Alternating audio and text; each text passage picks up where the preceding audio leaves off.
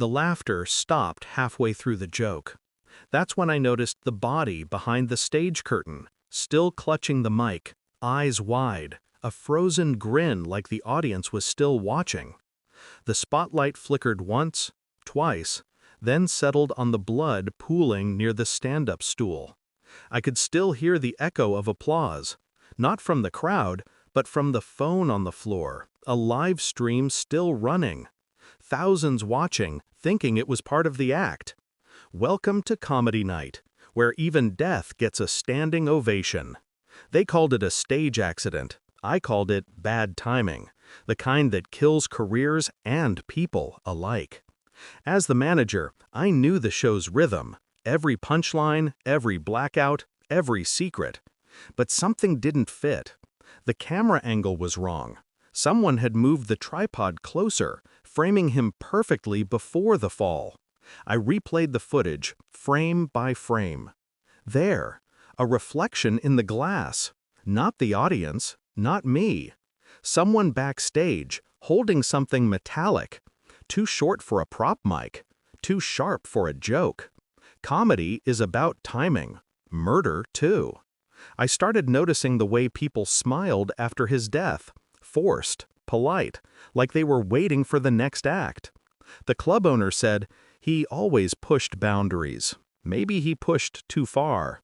But guilt has a smell, like burnt wires and fake perfume. One comic stopped making eye contact. Another stopped coming in at all. And the new girl, she started headlining too soon. Too confident for someone grieving. She laughed a little too hard when they replayed the incident on TV. The audience kept calling it the killer joke. Merch sales doubled, sponsors returned. No one questioned the blood, as long as it sold tickets.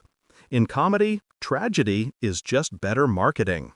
And I was starting to suspect someone knew that all along. It wasn't hard to find the truth, just hard to admit it. The sound tech's hard drive contained everything: unedited footage, rehearsal logs, cue sheets. He'd been recording for quality control, but the angle, the same one from the stream, was his. Then came the audio, a faint whisper before the fall. End with a bang. It wasn't a joke, it was a command. He'd sabotaged the live mic voltage, wired it to surge on cue, a literal shock ending. And the headliner? He'd found out minutes before going on stage. That's why he froze. That's why he tried to smile. It wasn't about rivalry, it was about attention. The killer wanted to be the last person to make the crowd laugh, even if it meant killing the one who could do it better. I didn't call the police. I booked a show. Same venue, same lights, different script. When the sound tech came in to check equipment, I let the cameras roll. He thought it was setup rehearsal. He didn't notice the mic already live streaming. I told the crowd a story about envy, electricity, and murder. No names, no drama, just truth. And then I played the recording, his voice whispering the final line. The crowd went silent. He froze. For the first time, someone else was in the spotlight. He didn't confess. He didn't need to. The internet did it for him. By morning, his face was everywhere. They called it the most shocking comedy show ever. He called it the end of his career. The club closed after that. Too many ghosts, not enough drinks. I walk past it sometimes.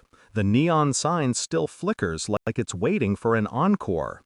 People think justice is a punchline, that once the truth lands, everything feels lighter. It doesn't, it just gets quieter.